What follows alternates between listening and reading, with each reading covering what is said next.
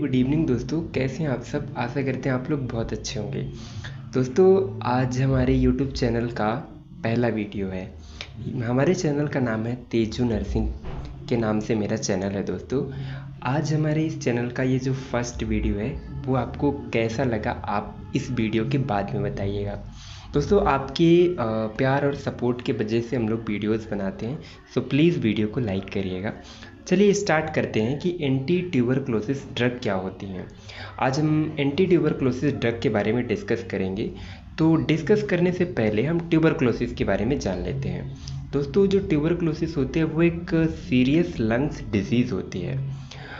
ये लंग्स में क्या होता है दोस्तों कि जो माइकोबैक्टीरियम नामक एक बैक्टीरिया होता है, ये लंग्स में जाकर ड्रॉपलेट के थ्रू लंग्स में जाता है और लंग्स में जो एल्वेलाई होते हैं जो गैस को एक्सचेंज करते हैं, तो उनको एल्वेलाई को डैमेज करने लगता है माइकोबैक्टीरियम, जिससे जब एल्वेलाई डैमेज होने लगते हैं तो सांस लेने में प्रॉब्लम होती है, ब्रीथिंग डिफ़िकल्टी होती है।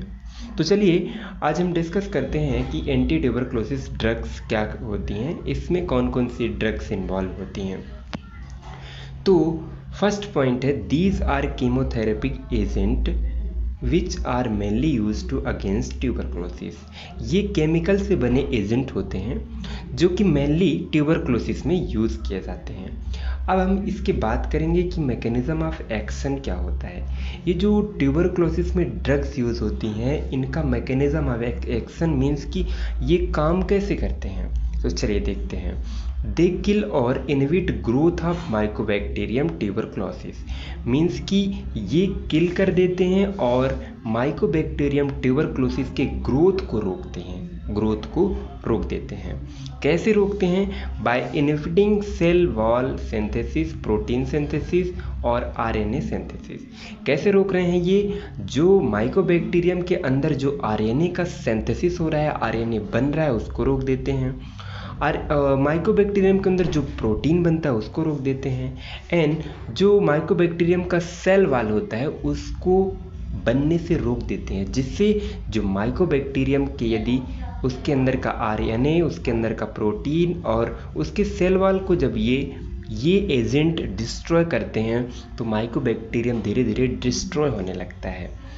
तो ये था मैकेनिज्म ऑफ एक्शन कि ये माइकोबैक्टीरियम को जब हम किल करेंगे तो जो ट्यूबरक्लोसिस के सिम्टम्स है वो धीरे धीरे कम होने लगते हैं। दोस्तों, ना इसके बाद हम कुछ ड्रग एग्जाम्पल कौन कौन सी यूज़ होते हैं वो देखेंगे। दोस्तों, कौन कौन से ड्रग्स? पहला प्राइमरी एजेंट, इसमें प्राइमरी और सेकेंडरी एजेंट यूज़ होते हैं। तो पहले प्राइमरी एजेंट में कौन कौन सी ड्रग्स आ रही हैं, चलिए देखते हैं। पहला है आइसोनियाजिड, दूसरा है रिफाम्पिसिन, तीसरा है इथाम्ब्यूटॉल, चौथा है स्ट्रेप्टोमाइसिन एंड पांचवा है पैराजिनामाइड। दोस्तों, ये 5 एंटीबायोटिक प्राइमरी एजेंट के अंदर आते हैं जो कि अकॉर्डिंग टू फिजिशियन ये ड्रग्स जो है स्टार्ट किए जाते हैं। अब हम बात करेंगे सेकेंडरी एजेंट के बारे में। सेकेंडरी एजेंट के अंदर क्या क्या आता है? तो पहला है कैप्रोमाइसिन, दूसरा है कैनामाइसिन, तीसरा है पैरा एमाइनोसाइक्लिक एसिड और चौथा है साइक्लोस्पेरिन। ये ड्रग्स आते हैं सेकेंडरी एजेंट के अंदर जो कि डॉक्टर के एडवाइस या चॉइस के अकॉर्डिंग स्टार्ट किए जाते हैं।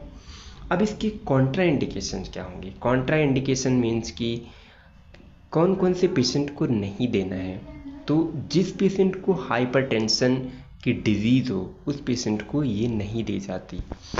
देन इसके बाद हम बात करेंगे एडवर्स इफेक्ट। इन जो ड्रग्स होते हैं इनके दुष्प्रभाव क्या होते हैं, मीन्स कि जो पेशेंट इनको ऐसी मेडिसिन लेता है तो उनको क्या क्या एडवर्स इफेक्ट देखने को मिलता है। तो मेनली नोजिया एंड वॉमिटिंग देखने को मिल सकता है।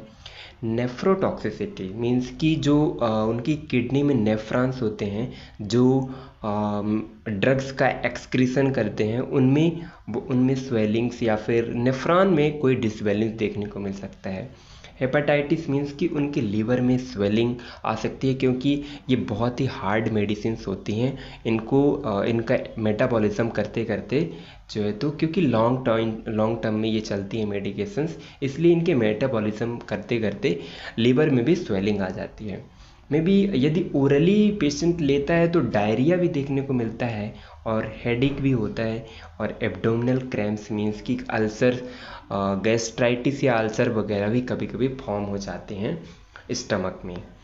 अब इसके बाद नर्सिंग रिस्पॉन्सिबिलिटी के बारे में बात करेंगे।